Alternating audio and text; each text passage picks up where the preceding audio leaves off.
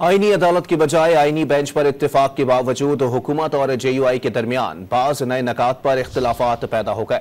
ज़राए का कहना है कि मुजव्वज़ा तरमीम में पैनल आर्टिकल 8 और आर्टिकल 243 पर इत्तेफाक नहीं हो सका। मौलाना फजलुर रहमान ने अपनी जमात का मशावरती इजलास तलब कर लिया, जिसमें नए इख्तिलाफी नुकात पर मशावरत होगी। JUI ज़राए ने बताया कि मामला मजीद उलझाव का शिकार हो गया है।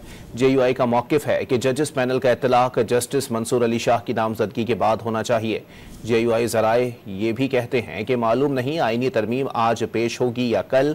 नए इख्तिलाफात के बाद मौलाना फजलुर रहमान ने पार्टी का मशावरती इजलास तलब किया। इजलास में नए नकात पर एतराज़ात के हवाले से बात होगी। आईनी अदालत की बजाय आईनी बेंच पर इत्तेफाक के बावजूद हुकूमत और JUI के दरमियान बाज नए नकात पर इख्तिलाफात पैदा हो गए। ज़राए का कहना है कि मुजव्वज़ा तरमीम में पैनल आर्टिकल 8 और आर्टिकल 243 पर इत्तेफाक नहीं हो सका। मौलाना फजलुर रहमान ने अपनी जमात का मशावरती इजलास तलब कर लिया, जिसमें नए इख्तिलाफी नुकात पर मशावरत होगी। JUI ज़राए ने बताया कि मामला मजीद उलझाव का शिकार हो गया है। JUI का मौक़िफ़ है कि जजेस पैनल का इत्तलाक जस्टिस मंसूर अली शाह की नामजदगी के बाद होना चाहिए। JUI ज़राए ये भी कहते हैं कि मालूम नहीं आईनी तरमीम आज पेश होगी या कल। नए इख्तिलाफात के बाद मौलाना फजलुर रहमान ने पार्टी का मशावरती इजलास तलब किया। इजलास में नए नकात पर एतराज़ात के हवाले से बात होगी।